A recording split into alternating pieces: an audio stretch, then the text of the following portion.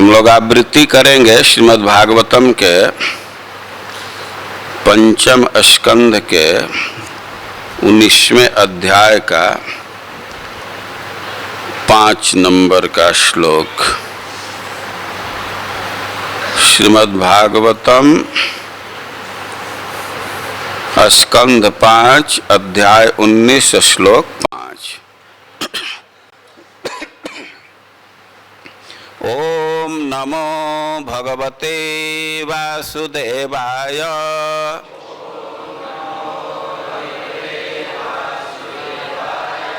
ओम नमो भगवते वासुदेवाय।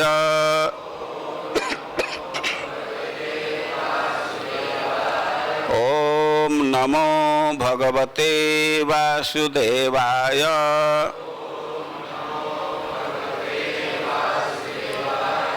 मर्त्यावतारस्त्विहमर्त्यशिक्षणम्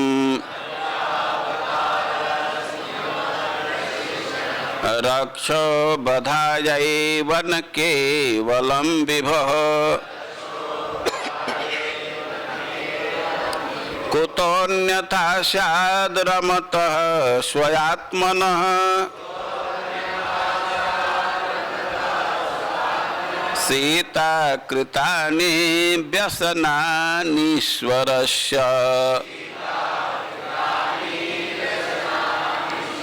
मर्त्यावतारस्त्विहमर्त्यशिक्षणम्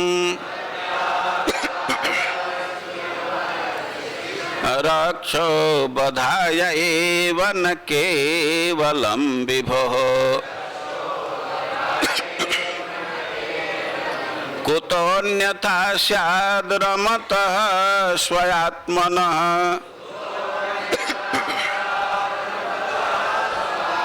सीता कृतानि व्यसनानीश्वरस्य।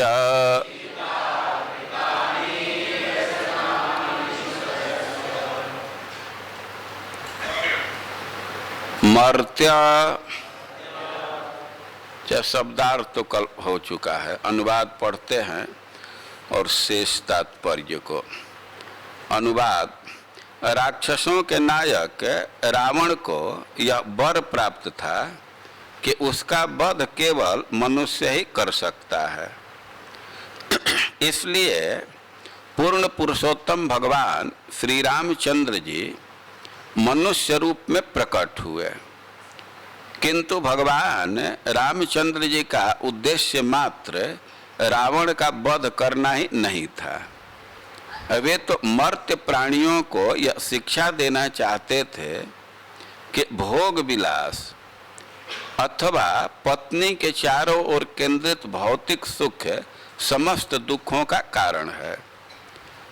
वे स्वयं पूर्ण भगवान हैं और उन्हें किसी भी प्रकार का शोक नहीं है, अतः उन्हें अन्य किस कारण से माता सीता के अपहरण से कष्ट भोगने की क्या जरूरत थी। हम लोग तात्पर्य के कुछ अंश को पढ़े थे, कुछ अंश को आज पढ़ेंगे। श्री भगवान की शिक्षाओं का एक अन्य पक्ष यह भी है कि एक बार पत्नी स्वीकार कर लेने के बाद मनुष्य को सत्यनिष्ठ होकर पत्नी की सभी प्रकार से रक्षा करनी चाहिए। मानव समाज में 2 प्रकार के मनुष्य पाए जाते हैं। वे जो धार्मिक नियमों का निष्ठा से पालन करते हैं तथा वे जो भक्त हैं। भगवान श्री रामचंद्र जी अपने चरित्र से इन दोनों प्रकार के लोगों को यह बताना चाहते थे कि किस प्रकार धार्मिक नियमों का पालन करते हुए प्रिय तथा कर्तव्यनिष्ठ पति बना जा सकता है। अन्यथा भगवान श्री राम को इतने तथाकथित कष्ट उठाने की कोई आवश्यकता नहीं थी। धार्मिक नियमों का निष्ठा से पालन करने वालों को चाहिए कि अपने पत्नी की रक्षा करने में उपेक्षा न बरतें। हो सकता है कि ऐसा करने में कुछ कष्ट उठाने पड़े, किंतु पति को इन्हें सहना ही चाहिए। सत्यनिष्ठ पति का यही कर्तव्य है। अपने व्यक्तिगत दृष्टांत से भगवान श्री रामचंद्र ने इस कर्तव्य का प्रदर्शन किया। भगवान श्री रामचंद्र जी चाहते तो अपनी इच्छा शक्ति से हजारों सीताएं उत्पन्न कर सकते थे, किंतु सत्यनिष्ठ पति का कर्तव्य प्रदर्शित करने के लिए उन्होंने न केवल रावण से सीता की रक्षा की, वरन रावण का उसके पूरे परिवार के साथ संहार कर दिया। भगवान श्री रामचंद्र की शिक्षाओं का एक अन्य पक्ष यह भी है कि पूर्ण पुरुषोत्तम भगवान श्री विष्णु तथा उन्हें उनके भक्तों को भले ही ऊपर से सांसारिक यातनाएं झेलनी पड़े, किंतु इन यातनाओं में उनका कोई सरोकार नहीं होता। वे तो सभी परिस्थितियों में मुक्त पुरुष हैं।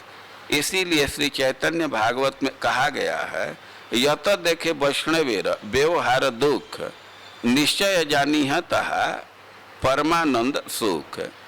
भक्ति में मग्न रहने के कारण वैष्णव सदैव दिव्य आनंद में अवस्थित होता है। भले ही ऐसा लगे कि उसे भौतिक कष्ट हो रहा है, किंतु उसे दिव्य विरह अवस्था प्राप्त रहती है।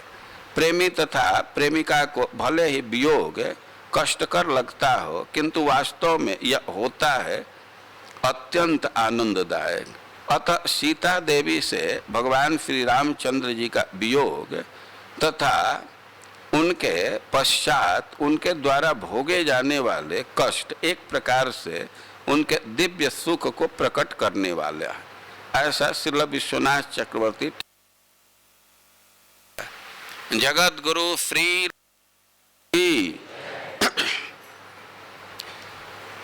हम लोग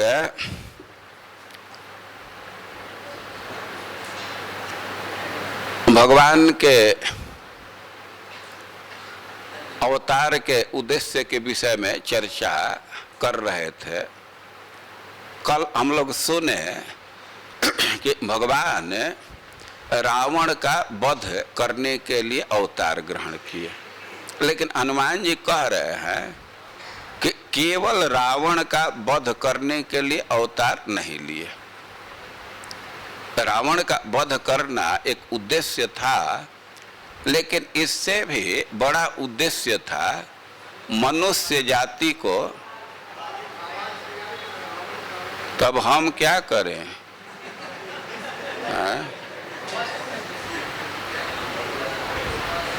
उनको बुलाएंगे तब ने, शुरू से ही समस्या है तो समझ में आ ही रही है बात।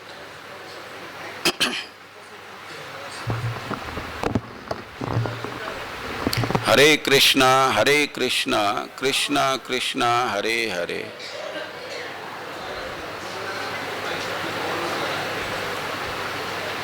उनको फोन करो, वो कहाँ है जो सेट करते हैं?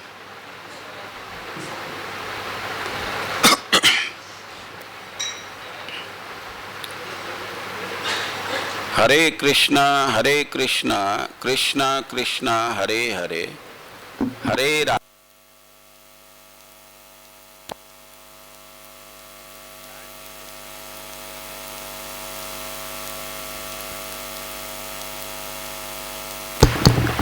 हरे कृष्णा कृष्णा कृष्णा हरे हरे, हरे राम राम राम हरे हरे।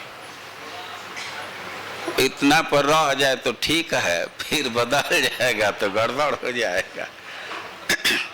हरे कृष्णा कृष्णा कृष्णा हरे हरे, हरे राम राम राम हरे हरे। कल हम लोग भगवान राम के दुख का वर्णन सुन रहे थे। भगवान कितना व्यथित हो रहे हैं। उनकी स्थिति है कि चलने में उनका पैर लड़खड़ा रहा है और उनका शरीर थर थर कांप रहा है। और दुख के मारे अब एक एक से बात बोली जा रहा है। लक्ष्मण यद्यपि उनको समझाने का प्रयास कर रहे हैं, लेकिन फिर भी भगवान लक्ष्मण के बातों पर ध्यान नहीं दे रहे। और इन सब व्यवहारों के पीछे भगवान का उद्देश्य है मनुष्य जाति को शिक्षा प्रदान करना। जो व्यक्ति स्त्री में आसक्ति रखेगा तो उसको कष्ट सहना ही पड़ेगा। यही भगवान संदेश देना चाहते हैं। लेकिन भगवान जो लीला किए उसका और भी पक्ष है। और जैसा श्री प्रभुपाद जी यहाँ लिख रहे हैं कि भगवान मनुष्य जाति को शिक्षा देना चाहते हैं कि यदि विवाह किए हैं, किसी स्त्री का पाणी ग्रहण किए हैं, तो उसका रक्षा करना परम कर्तव्य है। कोई भी कष्ट सह करके अपने पत्नी की रक्षा करनी ही होती है, यह बिल्कुल आवश्यक है। तो भगवान यह संदेश देना चाहते हैं। हम लोग थोड़ा भगवान के लीला पर विचार करेंगे। आप जानते हैं कि भगवान का विवाह हुआ, विवाह के बाद बड़े ही खुशी के साथ अयोध्या में आए। महाराज दशरथ राम के गुणों पर विचार कर रहे हैं और उनके गुण पर विचार करके उनके मन में यह विचार आया कि इतना गुणशाली व्यक्ति है हमारा पुत्र, हमसे अधिक योग्य है, तो यथाशीघ्र इसको राज्य का भार दे देना चाहिए। अब उनको थोड़ा भी विलंब असह्य हो रहा था। तुरंत अपने पुरोहित को बुलाए और उनसे कहे कि अब विलंब करने की जरूरत नहीं है, राज्याभिषेक के लिए तिथि निश्चित कीजिए और उसकी तैयारी प्रारंभ कर दिया जाए। भगवान को युवराज पद पर अभिषिक्त करना था। तो अब पुरोहित लग्न का गणना करके देखे तो निकट भविष्य में ही पुष्य नक्षत्र उपस्थित हो रहा था। तो राज्याभिषेक के लिए यह नक्षत्र बहुत अच्छा माना जाता है। और तिथि निश्चय की गई और महाराज दशरथ निर्देश दिए कि जो भी आवश्यक सामग्री है उसको जुटा लिया जाए और जो भी आवश्यक कृत्य है उसका संपादन किया जाए। महाराज दशरथ के निर्देश से पुरोहित भगवान राम को उपवास व्रत का दीक्षा दिए।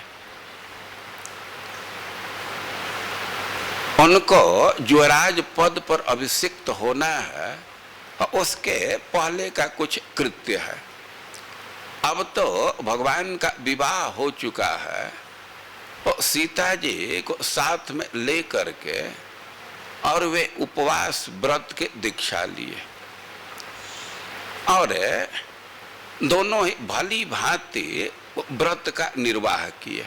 ऐसा लिखा गया है कि वे कुश की चटाई पर सोए। उधर तो युवराज पद पर अभिषिक्त करने की तैयारी चल रही है, उसका कृत्य प्रारंभ हो गया है और इसके बीच में मंथरा कैकेयी को समझाने लगी।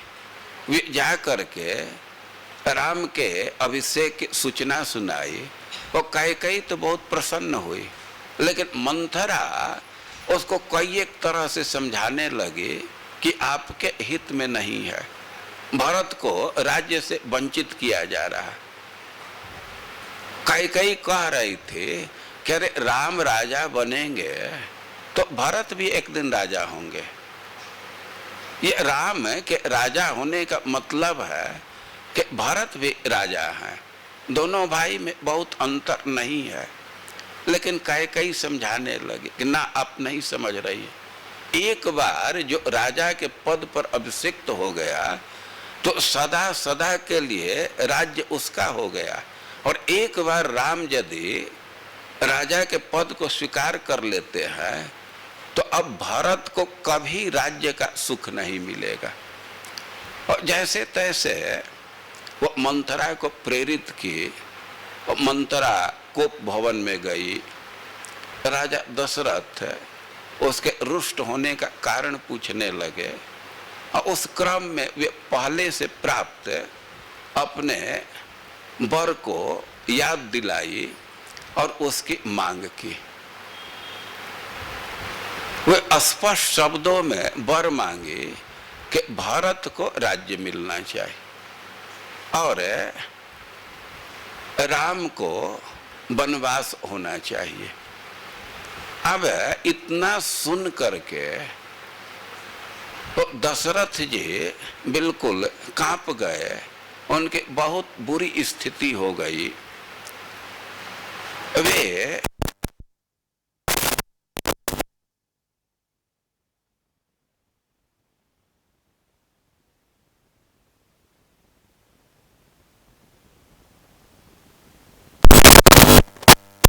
देख लें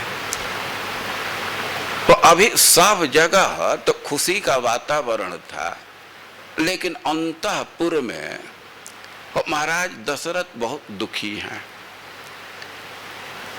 और सुबह का जब समय हुआ, अभी बिल्कुल भोर का समय था, और तभी सुमंत्र जी वहां आ गए।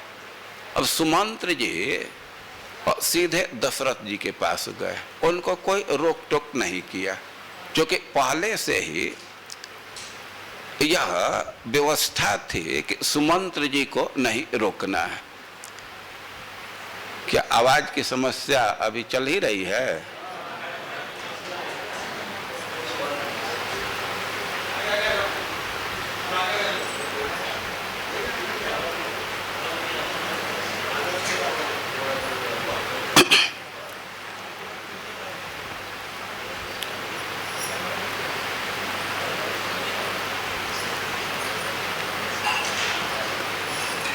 हरे कृष्णा कृष्णा कृष्णा हरे हरे, हरे राम राम राम हरे हरे। हरे कृष्णा कृष्णा कृष्णा हरे हरे, हरे राम राम राम हरे हरे। अब हम क्या जानते हैं, सुनने वाले जानेंगे ना। हमको तो ज्यादा लग रहा है, आवाज तो ठीक नहीं है। हरे कृष्णा कृष्णा कृष्णा हरे हरे, हरे राम राम राम हरे हरे। हरे कृष्णा कृष्णा कृष्णा हरे हरे, हरे राम राम राम हरे हरे। एक बार प्रवाह रुक जाने के बाद तो फिर कठिन होता है।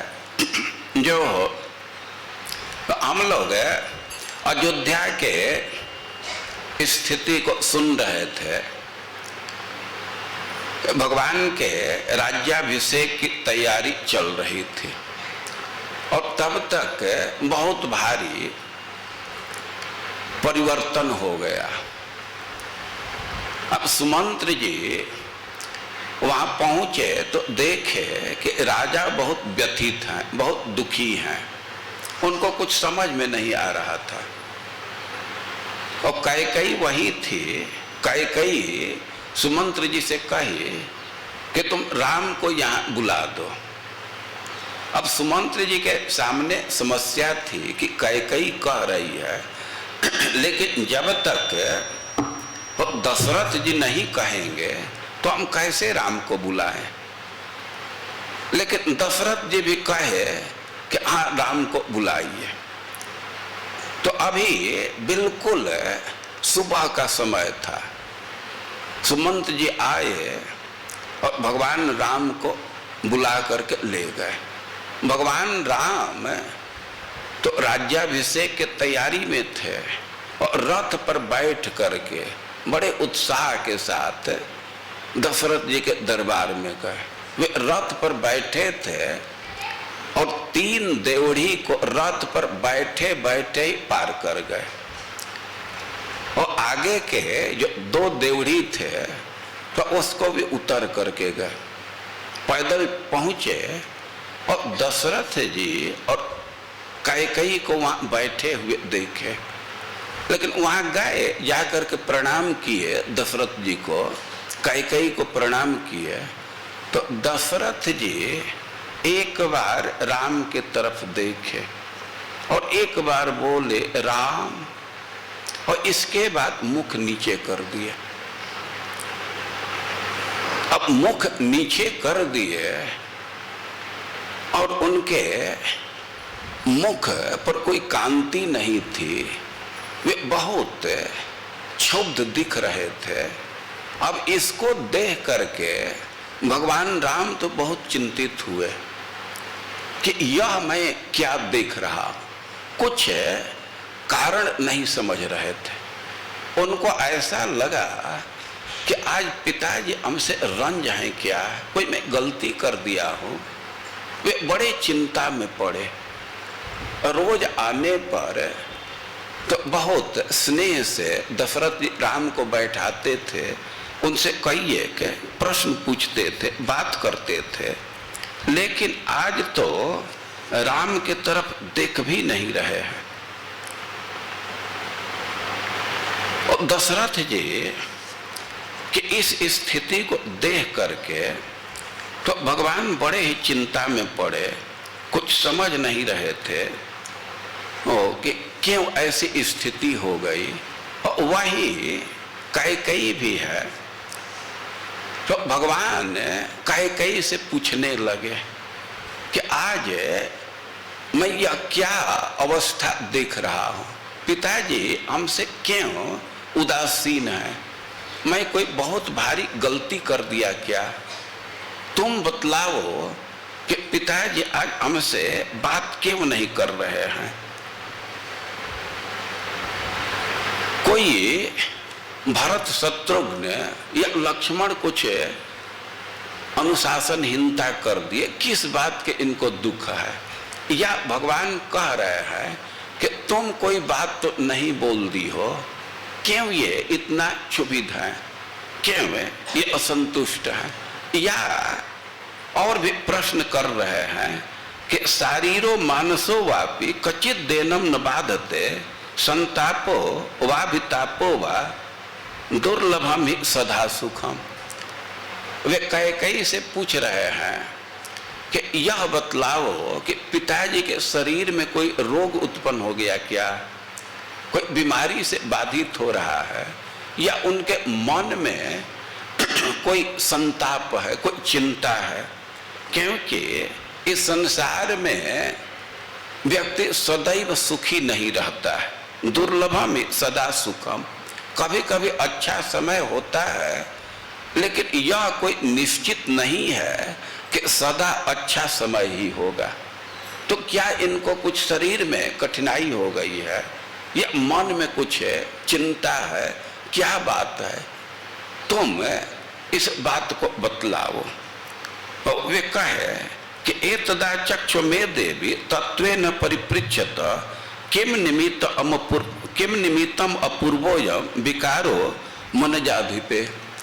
कि तुम ठीक ठीक बतलाओ, यथावत बतलाओ कि किस कारण से हमारे पिताश्री की यह अपूर्व स्थिति हो गई है, ये क्यों इतना उदास दिख रहे हैं, क्षुब्ध दिख रहे हैं।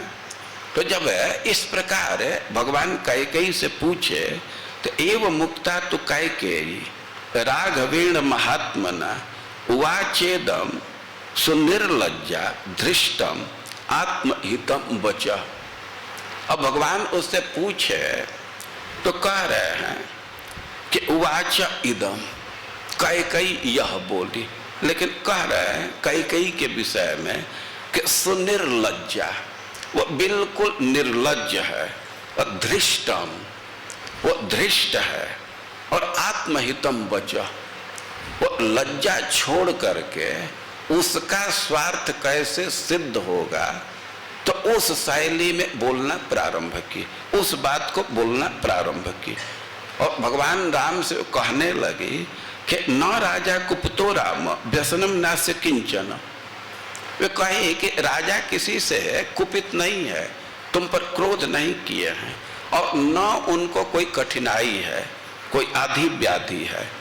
किंचिन मनोगतम त्वस्य त्वद्भयान नानुभासते, अरे कि कुछ उनके मन में है, कुछ बात उनके मन में है, लेकिन त्वद्भयाद, तुम्हारे भय के कारण तुमसे संकोच करके न अनुभासते, उसको वो स्पष्ट कह नहीं रहे। उनके मन में कुछ बात है, कुछ कहना चाहते हैं, लेकिन तुम्हारे संकोच बस, तुम्हारे भय से वे उस बात को कह नहीं रहे हैं। प्रियम त्वाम अप्रियम वक्तुम वाणी नास्य प्रवर्तते तदवश्यम त्वया कार्यम यद अनेन आश्रुतम मम। कैकेयी कह रही है कि तुम राजा को बहुत प्रिय हो, और अप्रियम वक्तुम वाणी न अस्य प्रवर्तते, और तुमसे अप्रिय बात कहने में वाणी प्रवर्तित नहीं हो रही है, वे साहस नहीं कर रहे हैं। तद अवश्यम त्वया कार्यम यद अनेन आश्रुतम मम, और कैकेयी कह रही है कि जो हमको वचन दिए हैं तो वे तुमसे कह नहीं रहे हैं, क्योंकि वह अप्रिय बात है और तुम बहुत प्रिय हो। लेकिन मैं कहूंगी कि तद अवश्यम त्वया कार्यम, लेकिन वे जो बात कहें, ये कहना चाह रहे हैं, तो वे तो संकोच बस नहीं कह रहे हैं, लेकिन तुमको अवश्य उसको करना चाहिए। ये समयम वरम दत्वा पुरा माम अभिपूज्य च सपश्चात तप्यते राजा यथान्य प्राकृतस्तथा। वे कहने लगे कि कोई रोग व्याधि की बात नहीं है, हमको पहले ये वचन दिए थे और वर दिए थे, हमारा खूब सम्मान करके वर दिए, और सपश्चात तप्यते राजा यथान्य प्राकृतस्तथा, पहले तो खूब हमारा सम्मान किए और वर दिए, अब उसी वर से वे दुखी हो रहे हैं। जैसे कोई साधारण व्यक्ति दुख में पड़ता है, वैसे ये दुखी हो रहा है। अति सृज्य ददानीति वरम मम विषाम्पति, हमको तो कह दिए कि मैं दूंगा, और पहले कह दिए, और स्वनिरर्थक गत जले सेतुम बंधितुम मिच्छति। अब बेकार का भी चाहते हैं कि किसी तरह उस बात को टाल दे। तो इनकी तो यह स्थिति है कि बांध से पानी बह गया, अब पानी निकल गया, अब उसके बाद बांध को बांधने का प्रयास करे तो उसे कोई लाभ है? तो पहले तो हमको ये वचन दे चुके हैं, वर दे चुके हैं, और अब चाह रहे हैं कि वह बदल जाए, तो यह तो व्यर्थ का प्रयास है। और वो कहने लगे कि धर्म मूलमिदम राम विदितम च सतामपि तत्सत्यम न त्यजेत राजा कुपितस्त्वत्कृते यथा। वे कह रही है कि देखो, ये संत समाज में प्रचलित सिद्धांत है कि धर्म का मूल है सत्य, तो तत्सत्यम न त्यजेत राजा कुपितस्त्वत्कृते यथा, कि तुम्हारे चलते राजा कहीं धर्म का त्याग न कर दे, हम पर रंज हो करके तुम्हारे चलते कहीं धर्म का त्याग न कर दे, सत्य का त्याग न कर दे, यह तुम्हारी जिम्मेवारी है। यदि तद वक्षते राजा शुभम व यदि वा शुभम करिष्यसि ततः सर्वम आख्यास्यामि पुनस्तुहम। और राम पर, भगवान राम पर कई बंधन डाल रही है कि देखो वो राजा तुमसे कुछ कहना चाहते हैं, अब वह प्रिय हो अप्रिय हो, शुभ हो अशुभ हो, करिष्यसि ततः सर्वम, यदि तुम वो प्रिय अप्रिय जो भी कहें उसको करने के लिए तैयार हो तब तो हम सब बात को बतलाऊंगी। और यदि तुम राजा की बात सुनते हो और सुन करके वो बात खत्म हो जाती है तब हम तो उस बात को नहीं कहूँगा। तो तब तो हम अविद्याश्यामि न ये सब वक्ष्यति,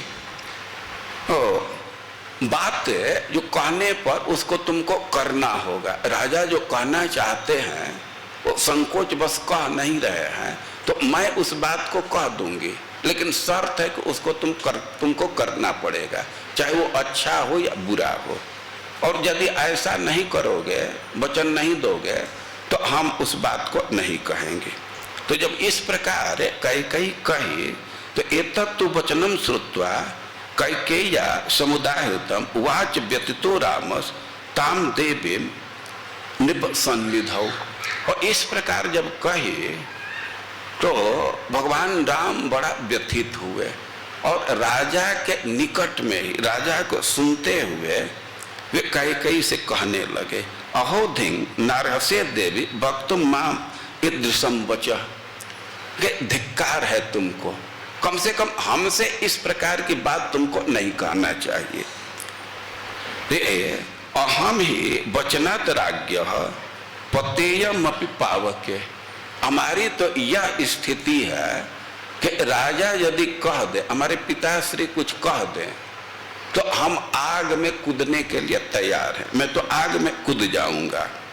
और भक्षयेयम विषम तीक्ष्णम पतेयमपि चारणवे, हमको आदेश दें पिताश्री तो हम खूब तीक्ष्ण बहुत कठोर विष का भी पान कर लूंगा, या उनकी आज्ञा हो तो हम समुद्र में कूद जाएंगे। और नियुक्तो गुरुणा पिता निप्रेण च हितेन च, कि वे हमारे परम हितैषी हैं, जो आज्ञा करेंगे वह मैं करूंगा।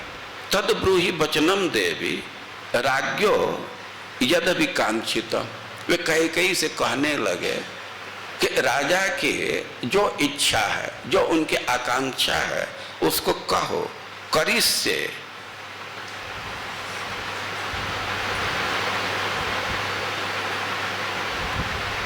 रामो द्विर नाभिभाषते, कह रहे हैं कि करिष्ये प्रति जाने च, मैं प्रतिज्ञा कर रहा हूं, वचन दे रहा हूं कि जो भी राजा की इच्छा है तो उसको मैं जरूर करूंगा, मैं ऐसा वचन दे रहा हूं। और हमारे विषय में समझ लेना चाहिए कि रामो द्विर नाभिभाषते, राम दो बात नहीं बोलते। ऐसा नहीं है कि एक बार कुछ कह दिए तो उससे मैं बदल जाऊंगा, तो तुम निसंकोच होकर के कहो। और जब ऐसे भगवान कैकेयी को वचन दिए तो कैकेयी स्पष्ट शब्दों में कहने लगे कि एक बार की घटना है, महाराज देवताओं की सहायता के लिए स्वर्ग में गए थे और वहां ये बाणों से घिर गए। उस समय मैं इनकी रक्षा की तो वे हम पर बहुत प्रसन्न हुए और वर देने को कहे। तो मैं उस समय कही कि मैं 2 वर मांगूंगी, लेकिन समय आने पर तो उसी 2 वर को मैं मांगी हूं। एक वर है कि भारत को राज्य मिले और एक वर है कि तुम तापस का वेश बना करके 14 साल के लिए वन में जाओ। अब इसी बात को वे तुमसे कह नहीं रहे, वर तो दे चुके हैं, लेकिन तुम इतने प्रिय हो, तुमसे इतना संकोच कर रहे हैं कि वह तुमसे कह नहीं रहे। तो अब इस प्रकार जब कैकेयी स्पष्ट शब्दों में कह दे तो भगवान तुरंत तैयार हो गए। ये 14 साल वन में जाना है कि यह तो सीधे हमसे कह देना चाहिए था। हमको तो दुख है कि महाराज कभी हमसे कहे नहीं कि भरत को राज्य देना, सीधे हमको कहना चाहिए था। पर जो भी है महाराज कहे या न कहे, तुम कह दे इतना ही सफिशिएंट है। मैं तुरंत ही वन में जाऊंगा, अब इसमें मैं देर नहीं करूंगा। और कुछ कुछ बात बोल करके भगवान राम दशरथ जी को प्रणाम किए, कैकेयी को प्रणाम किए और वहां से निकल गए। और वहां से आकर के वे माँ यशोदा के घर में गए और माँ कौशल्या के घर में गए और कौशल्या के घर में जा करके कौशल्या को प्रणाम किए और कौशल्या को बतलाए कि पिता दिन मुझे कानन राजू, पिताजी हमको वन में भेज रहे, तुम आज्ञा दो, मैं वन में जाऊंगा। तो अब इतना कौशल्या सुनी तो उसको तो एक बार बहुत ही बुरा लगा। अब एक तरह से तो उसके पैर से धरती खिसक गई कि यह क्या सुना रहे हो। वो बहुत दुखी हुई, वो तो मूर्छित होकर के गिर गई। भगवान उसको संभाले और उससे आज्ञा मांगे, कहे कि तुम खुशी खुशी आज्ञा दो। तो अब वे कहने लगी कि हम भी साथ में चलेंगे। जब तुम वन में जा रहे हो तो हमको तुम साथ में ले चलो। वे कथम ही धेनु संवत्सम गच्छन्तम अनुगच्छति अहम त्वानुगमिष्यामि यत्र वत्र गमिष्यसि। कौशल्या कहने लगी कि जैसे कोई गाय है तो अपने बछड़े के पीछे पीछे चल देती है, तो तुम यदि वन में जा रहे हो तो मैं भी वन में चलूंगी। तो यथा निगदितम मात्रा तद्वाक्यम पुरुषर्षभ श्रुत्वा रामो ब्रवीत वाक्यम मातरम भृश दुखिता। अब इस प्रकार कहने लगी कि तुम वन में जाओगे तो मैं भी वन में चलूंगी। तो अब तो भगवान इस वाक्य को सुने तो वाक्यम मातरम भृश दुखिता। वे तो देख रहे थे कि माँ बहुत दुखी है, वे बहुत दुखी है। तो अब उसको कहने लगे कि कैकेय्या वंचितो राजा मयि चारण्य माश्रिते भवत्या च परित्यक्तो न नूनम वर्त इष्यति। भगवान कौशल्या को समझा रहे हैं कि देखो, एक तो पहले ही राजा के साथ कपट व्यवहार की है कौशल्या, उनको ठगी है। जो कौशल्या से आहत हैं, नहीं कैकेयी से आहत हैं, और मई चारण्य माश्रिते, और मैं तो अब वन में जा रहा हूँ, मैं भी उनसे दूर हो जाऊंगी। और भवत्या च परित्यक्त, यदि तुम भी उनका त्याग कर देती हो तो न नूनम वर्त इष्यति, तब उनका जीवन कठिन हो जाएगा। यदि तुम भी उनका त्याग कर देती हो तो बहुत संभावना है कि वे मर जाएंगे, जीवित नहीं रहेंगे। और भर्तु किल परित्यागो नृशंस केवलम स्त्रिया। अरे के पति का त्याग करना तो स्त्री की मात्र कठोरता है, उसके निर्दयता के अतिरिक्त और कुछ दूसरा नहीं है। सभवत्या न कर्तव्य मनसा विगर्हित। तो यह कार्य तुमको नहीं करना चाहिए, मन से भी नहीं सोचना चाहिए। यावत जीवति काकुत्स्थ पिता में जगतीपति शुश्रूषा क्रियतम तावत सही धर्म सनातन। भगवान कौशल्या को समझा रहे हैं कि जब तक पिताजी जीवित हैं तो शुश्रूषा क्रियताम तावत, तब तक उनकी सेवा करो। सही धर्म सनातन, यही सनातन धर्म है। तो एवं मुक्ता तो रामेण कौशल्या शुभ दर्शना तथा इत्युवाच सुप्रीता राम अक्लिष्ट कारिणम। और भगवान ऐसे कहे तो कौशल्या तैयार हो गई और कहे कि ठीक है। अब भगवान कौशल्या से कहने लगे कि मैं 14 वर्ष के बाद यहाँ आ जाऊंगा, लेकिन फिर भी अब कौशल्या तो रोने लगी। अब भगवान उसको फिर से समझा रहे हैं और वे समझा रहे हैं कि कोई भी स्त्री है तो उसके लिए पति देवता है। अरे इस स्थिति पर विचार करो कि मैं वन में चला जाऊंगा तो पिताजी तो बहुत दुखी होंगे, तो तुम यहाँ रुको और उनको उपयुक्त बात समझा करके बतला करके उनके दुख का निवारण करना।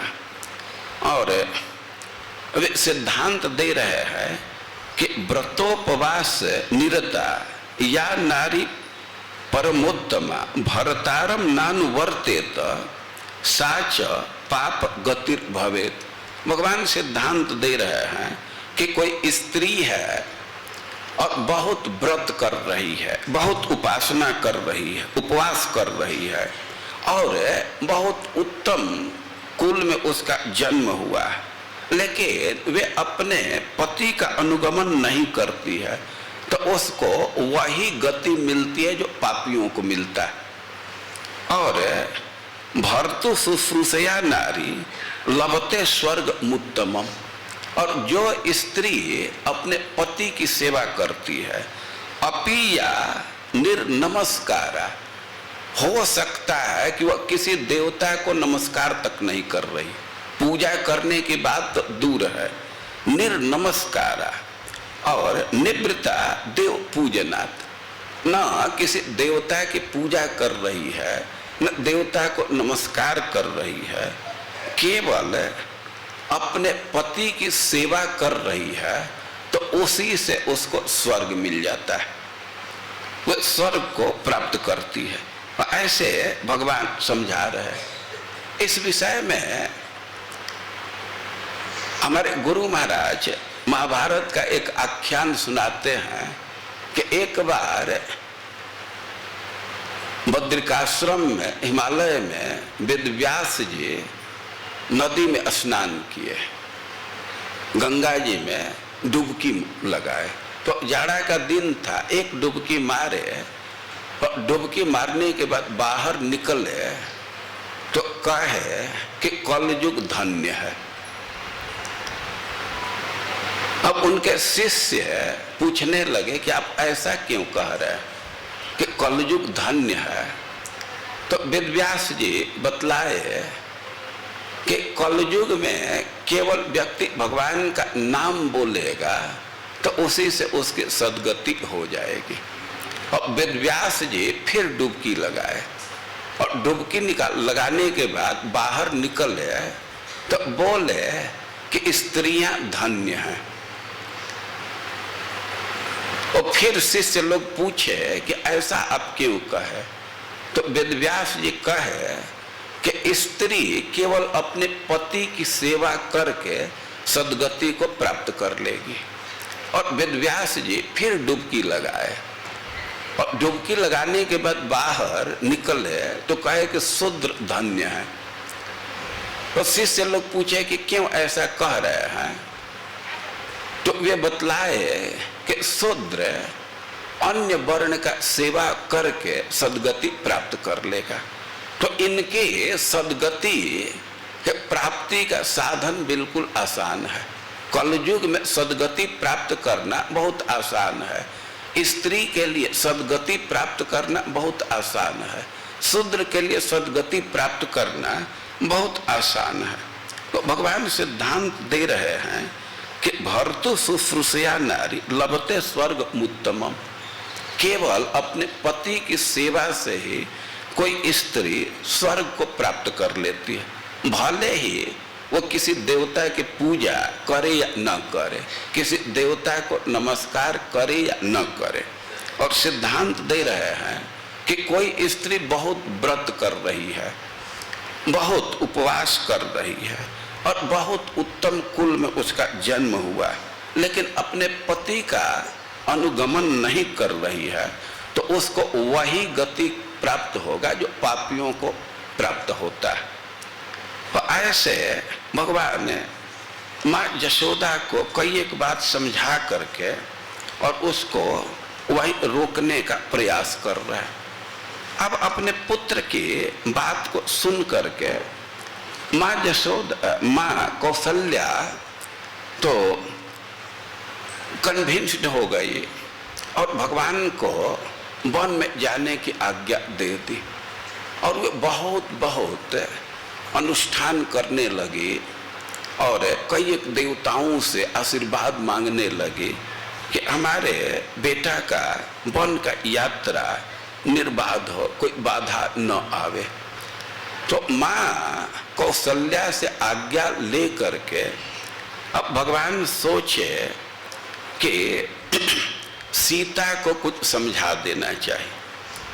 तो अब वहां से वे सीता के पास गए।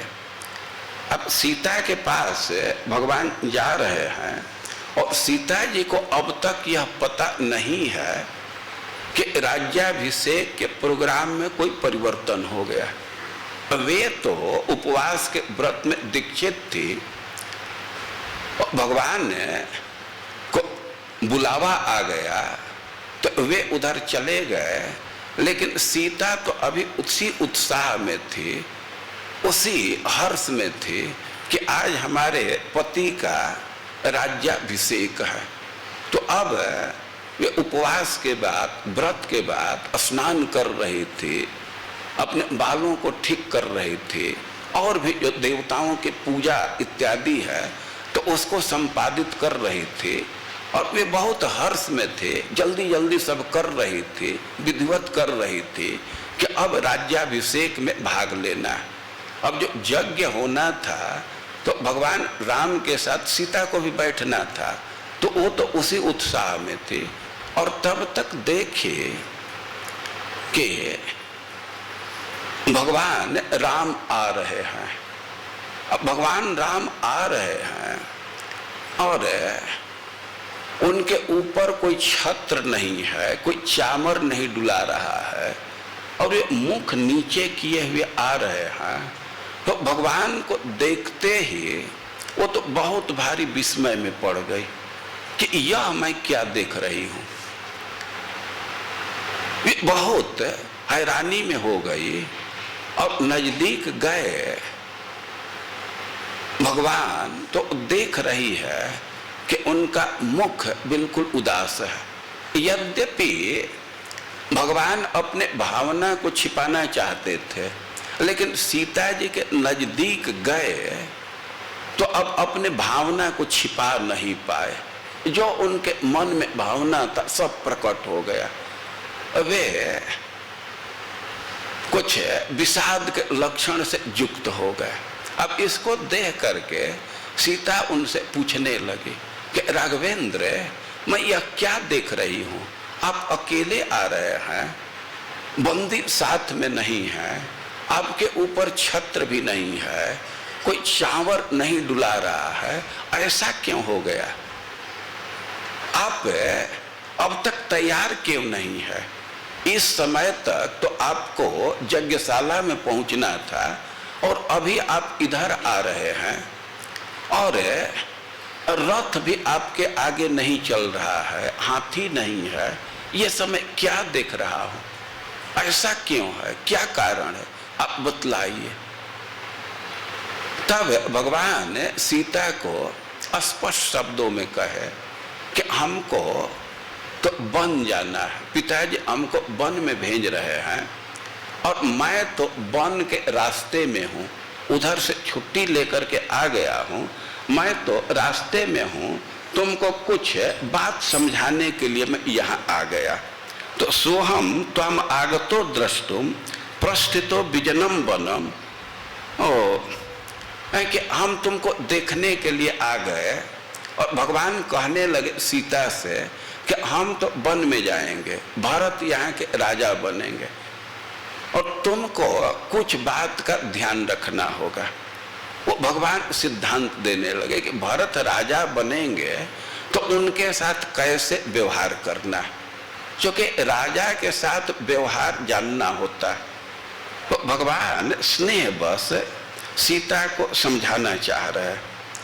देखिए, राजा के साथ बहुत सावधानी से व्यवहार करना होता है। आप पांडवों के विषय में जानते हैं कि उनका 12 साल का वनवास था और 1 साल का अज्ञातवास था। वे 12 साल वनवास को पूरा कर लिए, अब 1 साल अज्ञातवास करना था। तो पांडव एक मीटिंग किए कि हम लोग कहाँ अज्ञातवास करें। अज्ञातवास का शर्त था कि पता नहीं चलना चाहिए कि पांडव कहाँ है, केवल पता चल जाए कि इस स्थान पर पांडव हैं, तो फिर वो 12 साल का वनवास रिन्यू हो जाएगा, फिर उनको 12 साल वन में रहना होगा। वो पांडव लोग विचार करने लगे। तो अर्जुन कहे कि हम लोगों को कई एक राजाओं से अच्छा संबंध है, हम लोग कहीं भी 1 साल व्यतीत कर सकते हैं, लेकिन सब मिला करके हम तो कहेंगे कि जो मत्स्य देश के राजा विराट हैं तो वृद्ध व्यक्ति हैं और हम लोगों के प्रति स्नेह रखते हैं, तो हम लोग उन्हीं के राज्य में 1 साल व्यतीत करें। तो निर्णय ले लिए, वे सब तैयारी भी कर लिए कि कैसे वहाँ जाना है, हथियार को कहाँ रखना है। और जब एक निर्णय ले लिए तो उनके जो पुरोहित हैं धौम्य ऋषि, और उनके पास आए और उनको समझाने लगे कि देखो, तुम लोग दूसरे राजा के दरबार में जा रहे हो तो व्यवहार में बहुत सावधान रहना चाहिए।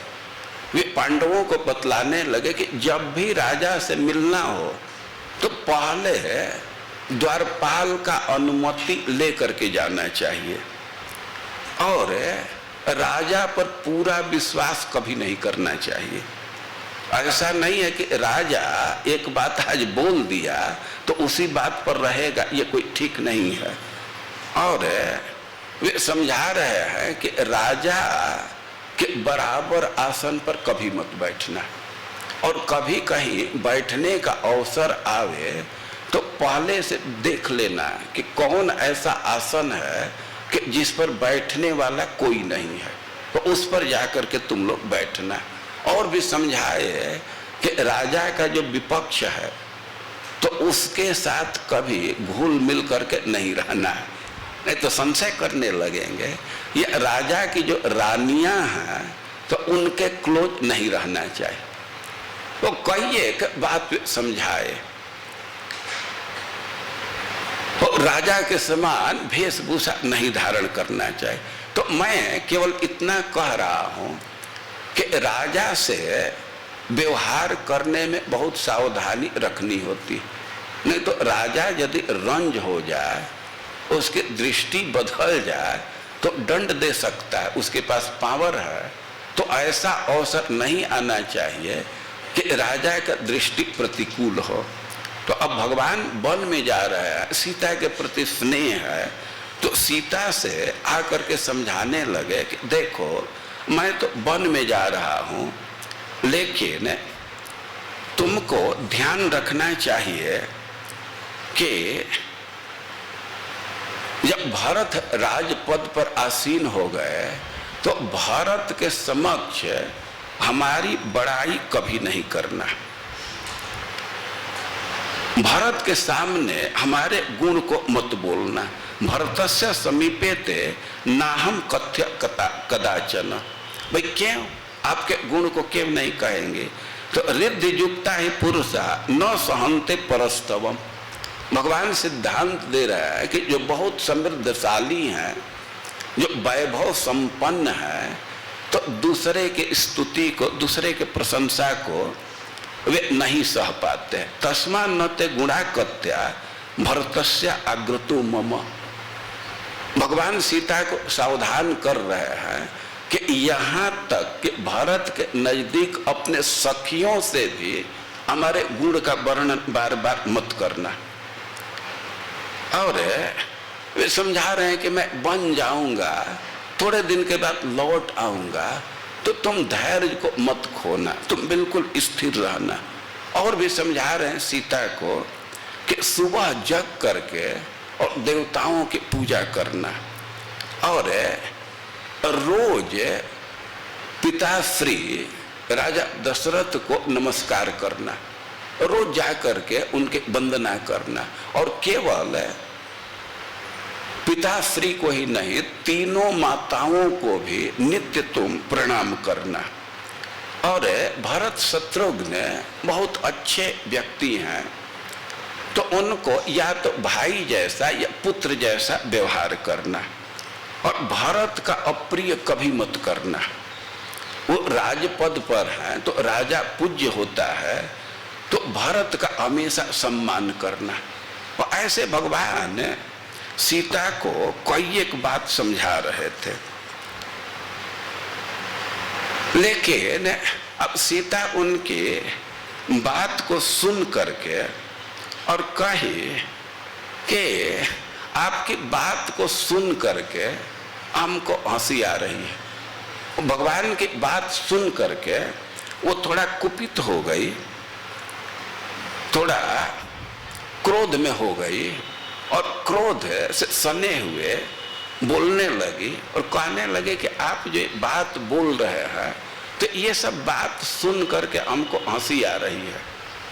अरे एक बात तो यह है कि हमको अयोध्या में रहना होगा, तब ये सब व्यवहार की बात है ना, इसकी आवश्यकता है।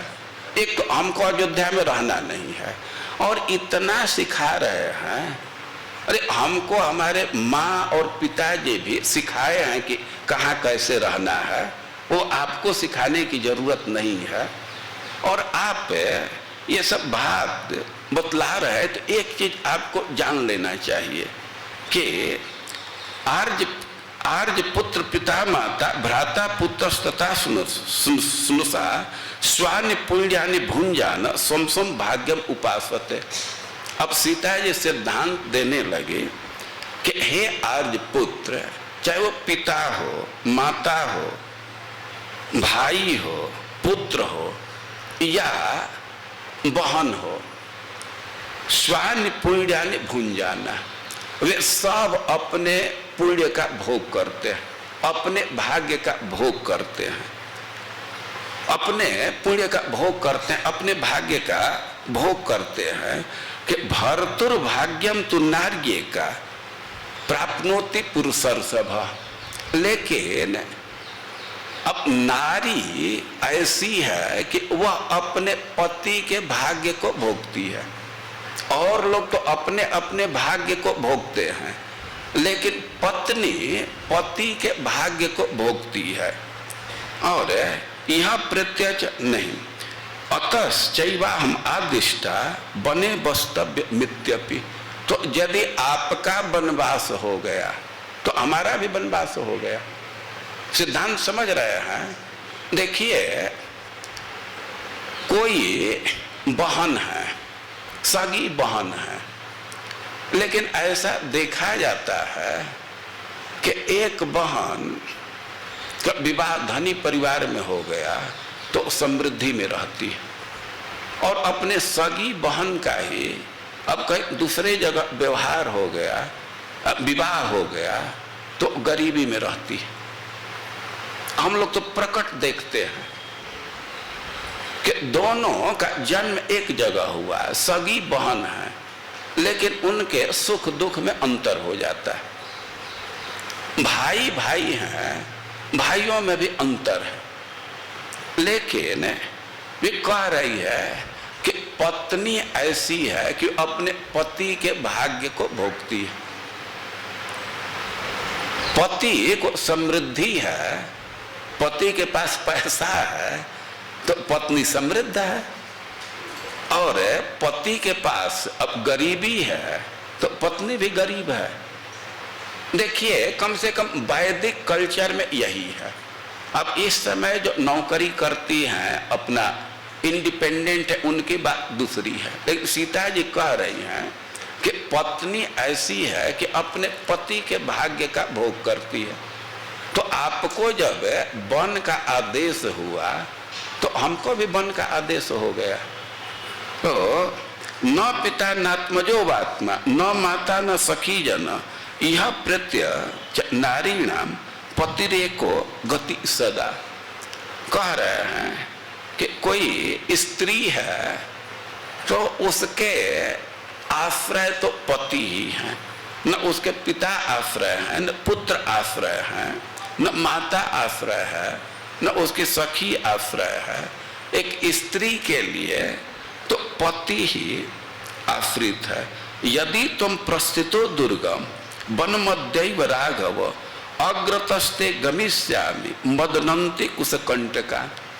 सीता जी अपना निर्णय दे रही हैं कि यदि तुम प्रस्थितो दुर्गम वन मध्यैव राघव, यदि आप दुर्गम स्थान में जा रहे हैं, वन में जा रहे हैं, तो अग्रतस्ते गमिष्यामि, मैं आपके आगे आगे चलूंगी।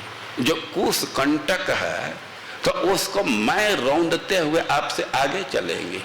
हमको शिक्षा देने की आवश्यकता नहीं है, हमको अयोध्या में नहीं रहना है। आप वन में जाएंगे तो आपके आगे आगे चलूंगे, आपके रास्ता को ठीक करते हुए चलूंगे। और वे सीता जी प्रार्थना करने लगे कि देखिए, ईर्ष्या रोषम बहिष्कृत्य भोक्त शेष निबोधकम नयमाम वीर विश्रब्ध पापम नैन विद्यते। करें कि ईर्ष्या मत कीजिए। वे ईर्ष्या का क्या मतलब है? मतलब आपके मन में यह विचार नहीं आना चाहिए कि स्त्री हो करके और वन में जाना चाहती, तो ईर्ष्या नहीं होना चाहिए, इसका त्याग कर दीजिए। और क्रोध भी नहीं आना चाहिए। क्रोध भाई क्यों? कि हमारी बात नहीं मान रही, पति की आज्ञा नहीं मान रही है, तो क्रोध मत कीजिए, इसको त्याग करके और नयमा वीर विश्रब्ध, हम पर विश्वास कीजिए, हमको साथ में ले चलिए। पापम मई न विद्यते, हम में कोई दोष नहीं है, मैं पतिव्रता हूँ, आप में अनुरुक्त हूँ, हमारा कहीं मन दूसरी जगह नहीं है, तो हम पर विश्वास कीजिए और हमको साथ ले चलिए। एक उदाहरण दे रही है कि यदि व्यक्ति वन में जाता है, तो वन में जा रहा है, बिहड़ स्थान में जा रहा है, तो साथ में पानी रखता है। खास करके गर्मी के दिन में अब झोरा में बोतल रखा है तो आवश्यकता पड़ने पर पानी पीता है। लेकिन जो शेष पानी बच गया, जो बोतल में पानी है, तो उसको फेंकता नहीं है, उसको साथ में ले लेता है। तो कह रहे हैं कि भुक्त शेष निवोदकम, तो वैसे ही आप हमको साथ में ले चलिए। अब सीता जी ऐसे साथ में जाने की बात कहने लगी तो भगवान सीता जी को समझाने लगे कि देखो, तुम वन में जाने लायक नहीं हो। वन में तो बहुत कठिनाई होती है, भोजन की कठिनाई है, जो कंदमूल मिलता है उसी पर निर्वाह करना होता है। और वन में बहुत राक्षस घूमते हैं, उनसे भी भय है। और वन में ऐसे ऐसे पशु हैं कि उनको देख करके भय लगता है। तो तुम वन में जाने का आग्रह छोड़ दो, तुम वन में जाने लायक नहीं हो।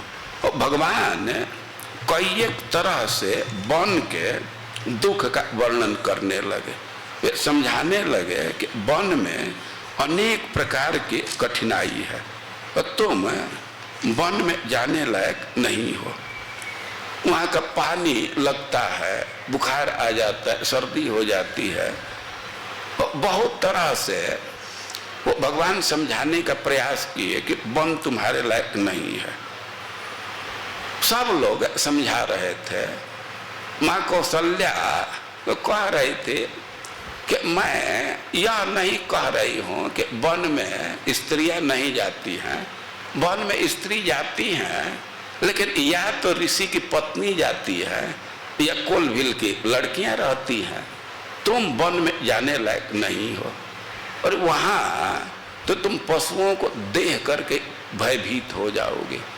हाथी चिघाड़ते हैं, सिंह हुंकार भरते हैं, तो उस आवाज से तुम भयभीत हो जाओगी। और सीता जी कहने लगे कि देखिए, जब आप हमारे साथ रहेंगे तो हमको किसी से भय नहीं है।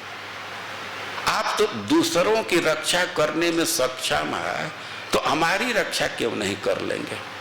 और सीता जी बल्कि कुछ क्षुब्ध होकर के कहने लगे कि किससे आपको भय है, क्यों हमको नहीं ले जाना चाहते।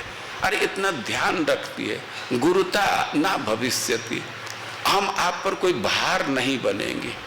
जो चीज सुलभ रहेगा उसी को खा करके संतुष्ट रहेंगी। जहां सोने को मिलेगा वही संतुष्ट रहेंगे। केवल आपके साथ हूं तो हम कभी किसी दूसरे चीज का स्मरण तक नहीं करूंगी। हमें कभी अयोध्या के सुविधा का ध्यान नहीं आएगा। हम आपके साथ हैं तो वन ही स्वर्ग से भी श्रेष्ठ है, और आपसे रहित हैं तो स्वर्ग भी बेकार है। तो आप हमको साथ ले चलिए। और सीता जी कहने लगे कि हम पहले से ही वन में जाने के लिए तैयार हैं, पहले से ही वो तैयार हैं। क्योंकि जब मैं अपने पिताजी के घर में थी, अपने मायके में थी, तो अथापि च महाप्राज्ञ ब्राह्मणानां मया श्रुतम पुरा पितृगृहे सत्यम वस्तव्यम किल में बने। हमारे पिताजी के घर में ब्राह्मण लोग आते थे, तो उस समय हमारे पिताजी से कहते थे कि इस लड़की के भाग्य में कुछ दिन वन का निवास है।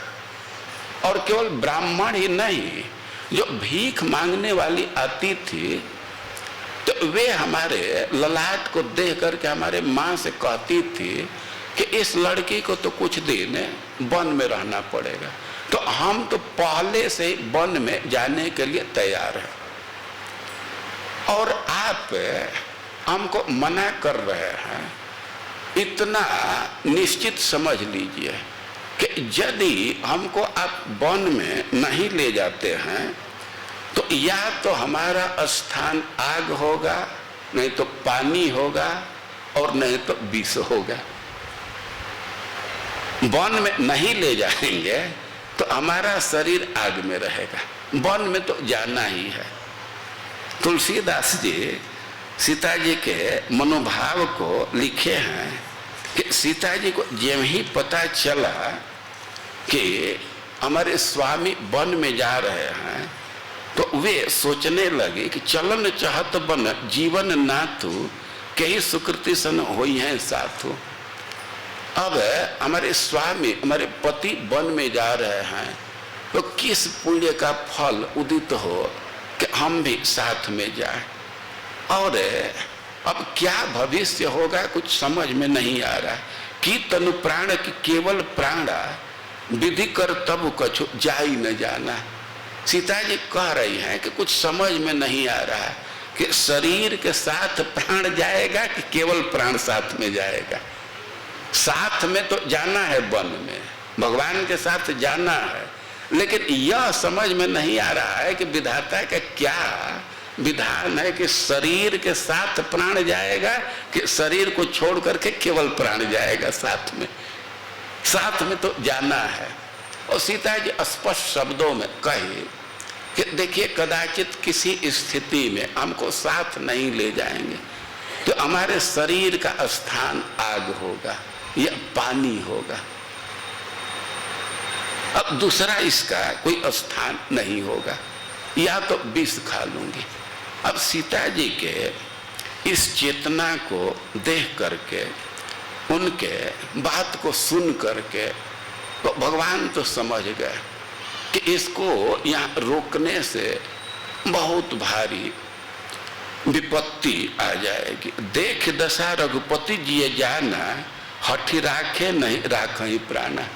भगवान सीता जी के वचन से समझ गए, उनके भाव से समझ गए कि यदि हठ करके इसको मैं यहाँ रोक देता हूँ तो प्राण त्याग देगी, जीवित नहीं रहेगी। और उसके बात को सुन करके भगवान कहे कि ठीक है, हम तो इसलिए तुमको रोक रहे थे कि वन में बहुत कठिनाई है, यदि तुमको चलना ही है तो जल्दी तैयार हो। तो सीता जी बहुत आग्रह करके वन में गई। अब वे कह रहे थे कि जैसे आप रहेंगे, जहां रहने को मिलेगा उसी में संतुष्ट रहेंगे, हम कभी अयोध्या का स्मरण नहीं करेंगे, हमारे मन में कोई सुख की कामना नहीं रहेगी, केवल आपके चरणों का दर्शन होगा तो इसी से मैं परम आनंद का अनुभव करूंगी। और भगवान लेकर के गए। अब जब वन में गए तो अब सीता जी की क्या स्थिति है कि अब भगवान के साथ रहती थी, सुखपूर्वक थी, लेकिन आप लोग कल सुने कि वो मारीच आ गया और कपट पूर्वक स्वर्ण मृग का रूप धारण करके। कल आप सुने कि सीता जी पुष्प चयन कर रही थी और वह मृग अब दौड़ करके सीता जी के नजदीक आता था, तो फिर भाग जाता था, फिर दौड़ करके आता था कि किसी तरह उनका दृष्टि पड़ जाए। और सीता जी की दृष्टि पड़ी। अब जे वही वो सीता जी उस मृग को देखी तो प्रहिष्टा मृष्ट हाटक वर्णिनी भरतारम अपि चक्रंद लक्षणम चैव सायुधाम। जे वही उस मृग को देखी तो इतना आकृष्ट हो गई कि वहीं से पुकारने लगी, भगवान को पुकारने लगी और लक्ष्मण जी को भी पुकारने लगी। आहूय आहूय च पुनस्त मृगम साधु वीक्षते। इधर भगवान को बुला रही है, अरे यहाँ आइए जी, लक्ष्मण को साथ में लेकर के आइए, यहाँ देखिए न, जल्दी आइए। तो एक बार भगवान को पुकार रही है और फिर मृग की तरफ देख रही है। आगच्छ आगच्छ शीघ्रम वे आर्यपुत्र सहानुज, जल्दी आइए जल्दी आइए और लक्ष्मण के साथ आइए। ऐसे पुकारने लगी और कह रही है कि सायुधम, अपना धनुष लेकर के आइए। और भगवान आए, वहां लक्ष्मण जी भी आए। तो अब सीता जी कहे कि कितना सुंदर यह मृग है, ये बहुत सुंदर है। अब मृग का वे वर्णन करने लगे, कहने लगे कि बहुत ही सुंदर यह मृग है और इसको किसी तरह प्राप्त करना है। वे कहने लगे कि सीता परम रुचिर मृग देखा, अंग अंग मनोहर बेसा, सुनहु देव रघुवीर कृपाला, एहि मृग कर अति सुंदर छाला। सत्य संत प्रभु बधिकर एहि, आनहु चर्म कहत वैदे। वो सीधे कहने लगे कि यह बहुत ही सुंदर मृग है और इसको आप पकड़ करके लाइए, इसको जीवित पकड़ करके लाइए, इसको हम लोग वनवास के बाद अयोध्या ले जाएंगे। अयोध्या में इसको देख करके लोग बहुत सुख अनुभव करेंगे, बहुत कौतुक का विषय होगा। और कह रही हैं कि यदि जीवित हाथ में नहीं आता है तो इसका चमड़ा तो जरूर लाइए, ये चमड़ा बहुत सुंदर है, इस पर हम लोग बैठेंगे या इसको ध्यान करने के लिए, पूजा करने के लिए बिछाएंगे तो हमको चाहिए। अब इतना वे आकृष्ट हो गए कि एकदम सीधा, कोई ऑप्शन नहीं था, मृग चाहिए, चाहे जीवित लाइए या उसका खाल लाइए, मार करके लाइए। अब सीता जी के आग्रह को देख करके तो भगवान लक्ष्मण से कहे कि पश्य लक्ष्मण वैदेहा मृगत्वचि गतांस प्रिया। लक्ष्मण थोड़ा विचार करो कि मृगत्वचे गतांश प्रिया, इसके मृग के छाल पर बहुत भारी स्प्रिया है। यद्यपि लक्ष्मण जी कह रहे थे कि शंक मानस तो तम दृष्टवा, लक्ष्मणो वाक्य मब्रवीत, लक्ष्मण जी मृग को देखे और उनको शंका हुई और स्पष्ट शब्दों में कहने लगे कि तम एव अनहम मन्ये, तमेव तम एव एनम अहम मन्ये मारीचम राक्षसम मृगम। लक्ष्मण जी कह रहे हैं कि हमको तो ऐसा लगता है कि मारीच ही मृग के रूप में है। अस्य माया विदो माया मृग रूप मिदम कृत। अरे मारीच बड़ा मायावी है, माया जानता है, तो माया से मृग के रूप में हुआ है। भानुमत पुरुष व्याघ्र गंधर्वपुर सन्निभम, भगवान से कह रहे हैं कि देखिए ये मृग में जो चमक आ रहा ये माया है, ये गंधर्व नगर के समान। गंधर्व नगर कहते हैं कभी कभी आकाश में ये बादल ऐसे आते हैं कि लगता है कि आकाश में कोई शहर है, तो उसको गंधर्व नगर कहते हैं। तो मिथ्या होता है, कोई आकाश में शहर नहीं है, केवल शहर दिखता है। तो लक्ष्मण जी स्पष्ट शब्दों में कह रहे हैं कि गंधर्व नगर उपमम, ये तो गंधर्व नगर जैसा है, सच्चा मृग नहीं है। लेकिन एवं ब्रुवाणम काकुत्सम प्रतिवार्य सुचिस्मिता वाच सीता संघृष्टा छद्मना हृत चेतना। लक्ष्मण जी ऐसे कह रहे हैं, लेकिन लक्ष्मण जी के बात पर कोई ध्यान नहीं। उनके बात को काट करके सीता आग्रह करने लगी कि हे आर्यपुत्र, यह मृग हमारे मन का हरण कर लिया है। आन यन महाभाव क्रीडार्थम नु भविष्यति, इसको लाइए, ये हम लोगों के खेल का साधन बनेगा। अहो रूपम अहो लक्ष्मी स्वर संपच्च शोभना। अरे ये कितना सुंदर है और इसका आवाज भी कितना सुंदर है। मृगोद्भुत विचित्रांगो हृदयम अर्तीव में, इसका अद्भुत अंग है, अद्भुत रंग है। ये मृग हमारे हृदय का हरण कर रहा है और इसको आप पकड़ करके लाइए। वो बहुत आग्रह करने लगी। अब सीता के आग्रह को देख करके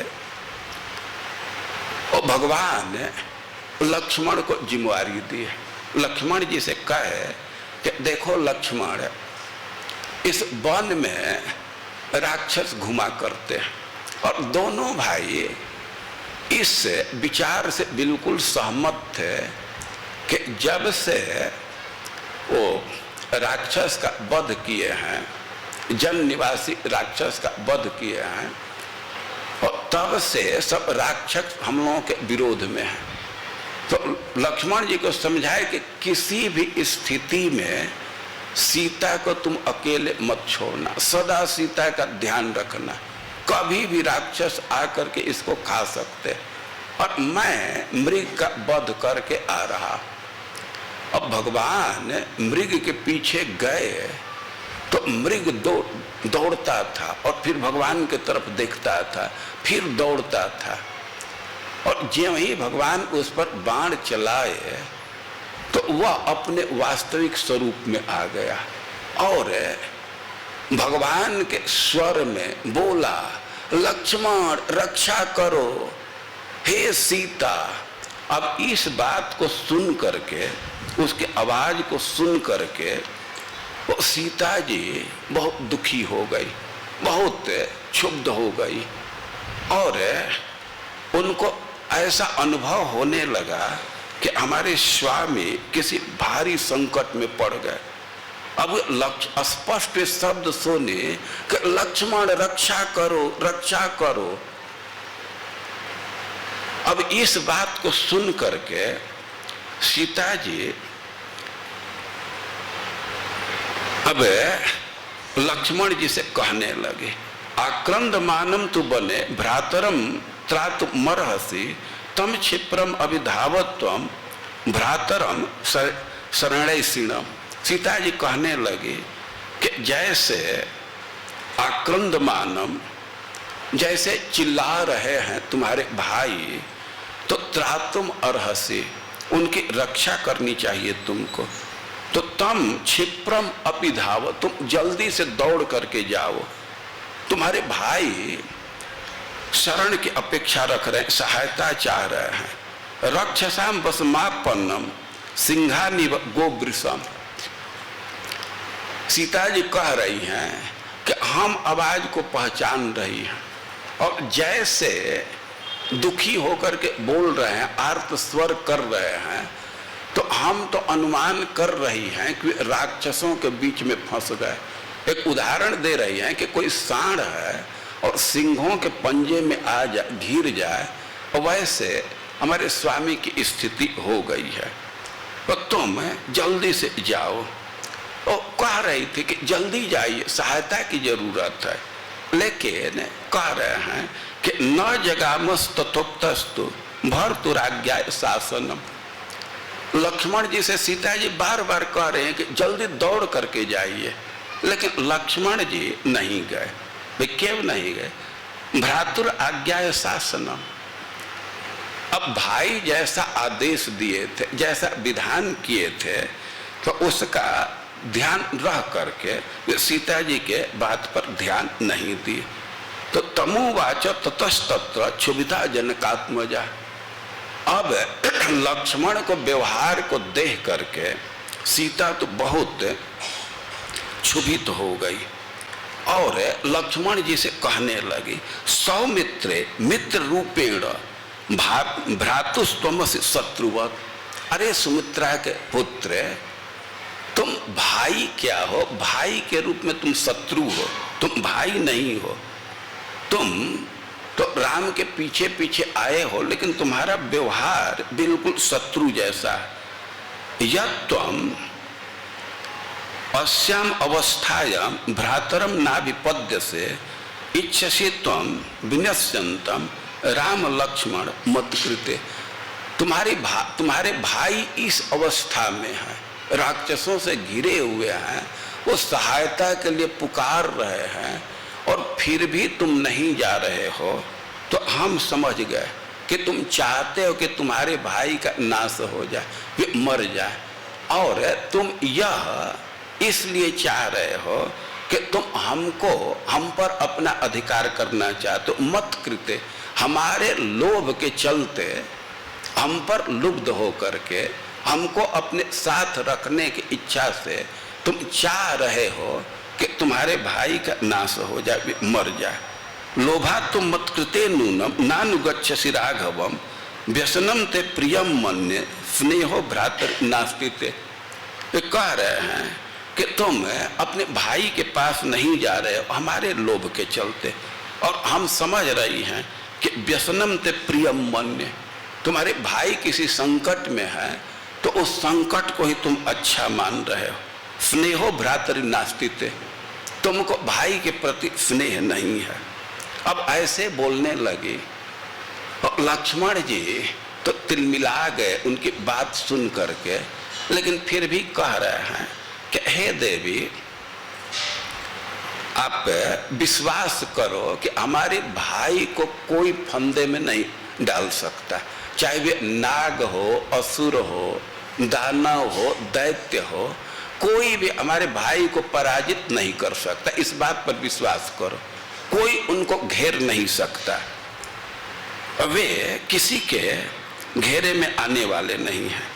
और ये राक्षसों की माया है, वे कई एक लोगों का बोली बोल देते हैं।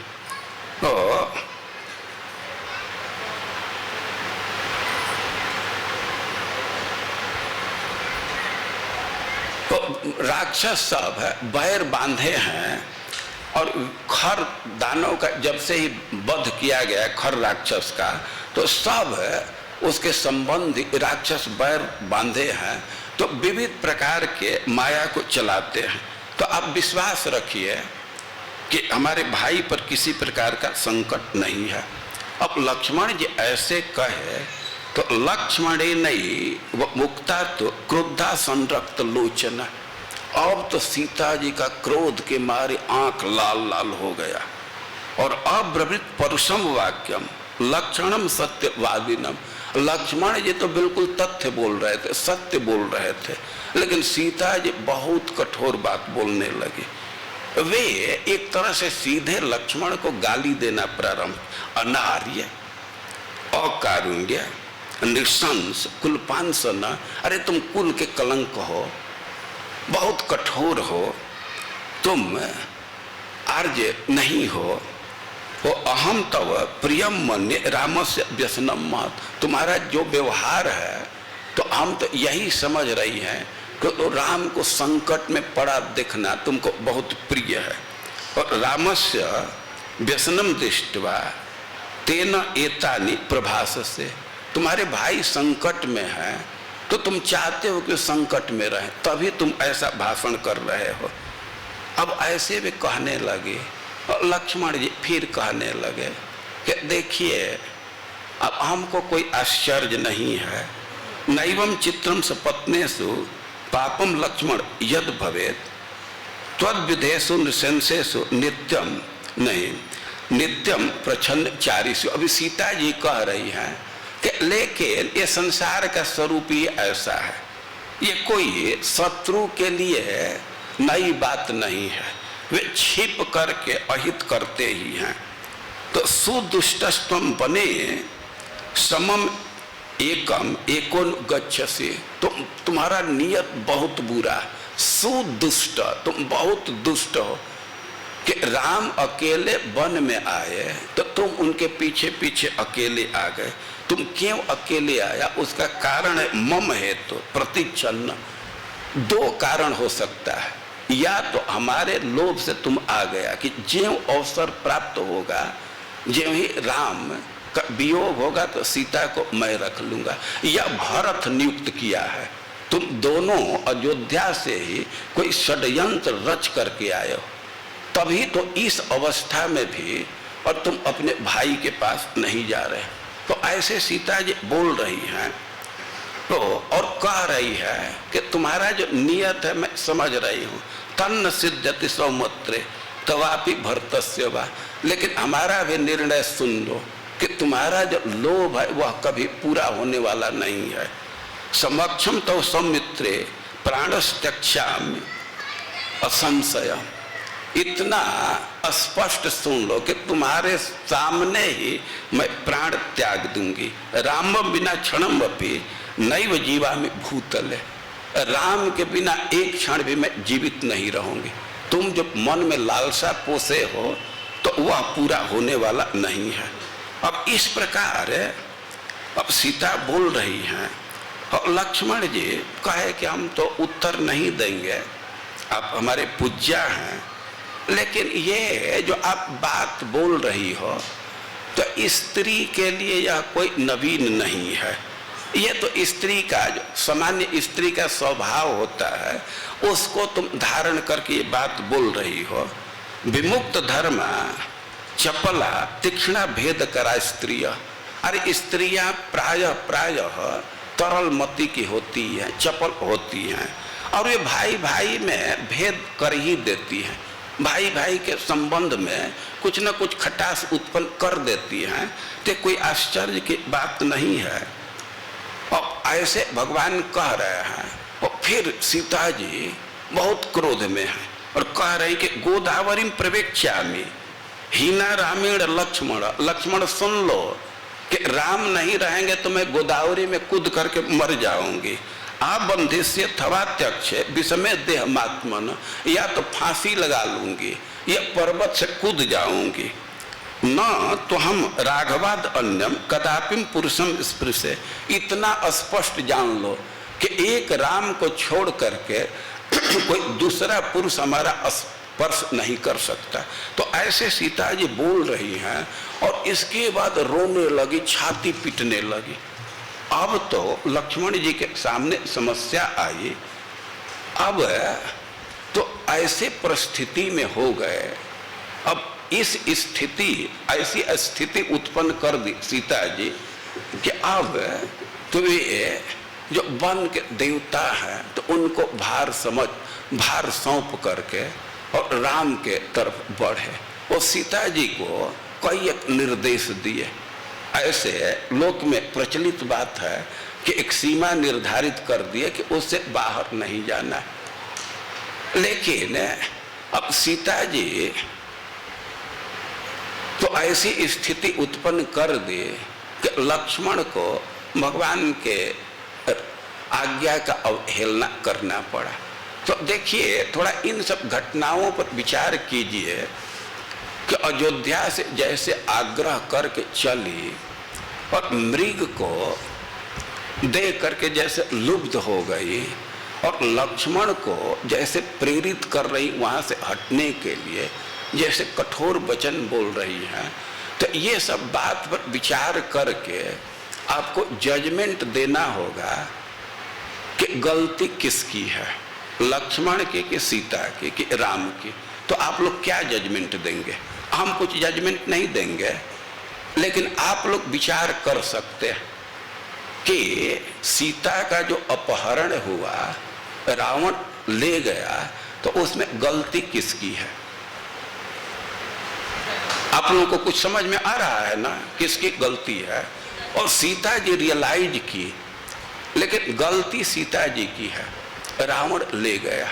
लेकिन अब सीता जी की गलती है तो भगवान छोड़ दिए। उस सीता को प्राप्त करने के लिए वे राजा का पुत्र हैं, लेकिन बंदर और भालू से दोस्ती किए। सीता जी के लिए ही बंदर भालू से दोस्ती किए, समुद्र पर पुल बांधे। ये समुद्र पर पुल बांधना कितना कठिन काम है।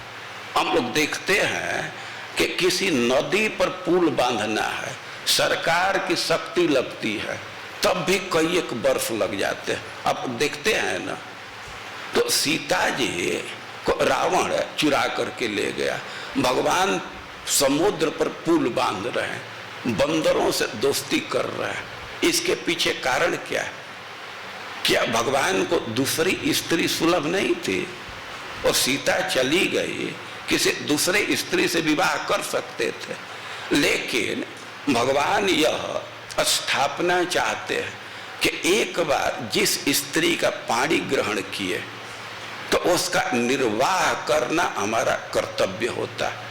तो भगवान विवाह के मर्यादा, विवाह के गरिमा को स्थापित करने के लिए वे बंदरों से दोस्ती किए, समुद्र पर पुल बांधे, क्योंकि भगवान मनुष्य समाज को शिक्षा देना चाहते हैं कि विवाह के मर्यादा का पालन करना चाहिए। एक बार किसी स्त्री को पत्नी के रूप में स्वीकार कर लिए तब उसके गलती पर विचार नहीं करना। वे भले ही गलती कर दे, लेकिन फिर भी उसकी रक्षा करना पति का कर्तव्य है।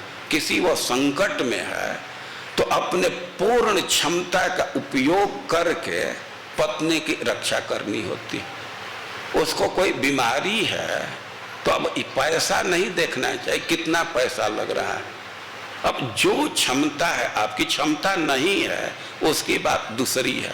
तो भगवान यही शिक्षा देने के लिए यह लीला की है। तो हनुमान जी कह रहे हैं कि भगवान जरूर अवतार ग्रहण किए रावण का वध करने के लिए, लेकिन रावण का वध करना ही केवल उनके अवतार का उद्देश्य नहीं है। उससे भी बड़ा उद्देश्य है मनुष्य समाज को शिक्षा प्रदान करना। जो विरक्त हैं उनके लिए शिक्षा है कि स्त्री में आसक्ति होते आपको दुख भोगना पड़ेगा। स्त्री में कहीं आसक्ति रखे तो दुख से दूर नहीं रह सकते। गृहस्थों को शिक्षा दे रहे हैं कि एक बार विवाह कर लिए तो उसके गरिमा का निर्वाह करना होता है। विवाह, वाह ढोने के अर्थ में होता है और विशेष रूप से ढोना है। अपनी जो क्षमता है वह पूरे क्षमता को लगा करके भारी भारी कष्ट सह करके भी पत्नी की रक्षा करना है, उसका भरण पोषण करना है पूर्ण क्षमता के अनुसार।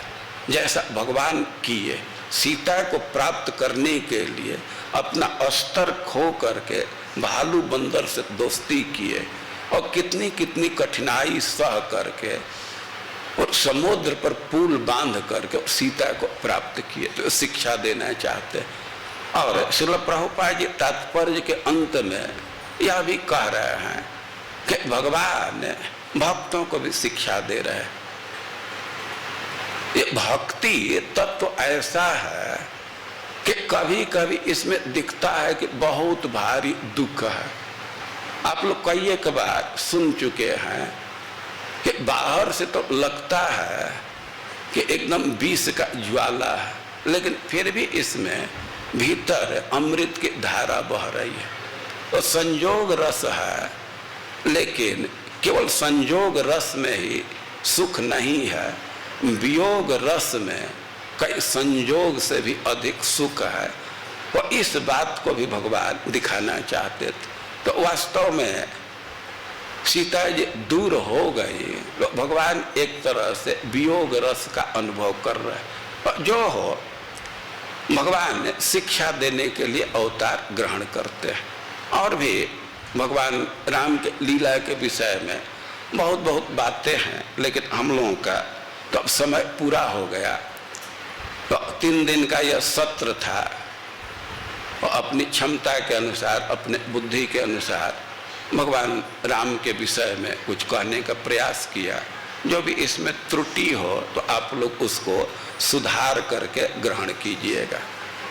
अब रामनवमी का अवसर है, कितने लोगों के मन में प्रश्न होगा कि अभी क्यों कथा बंद हो गई। उसका कारण है कि मंदिर का स्थापना दिवस है, तो कल परसों दूसरा कार्यक्रम है, इसलिए आज तक ही कथा का स्लॉट रखा गया था। तो हम यही कथा का विराम देते हैं। हरे कृष्ण।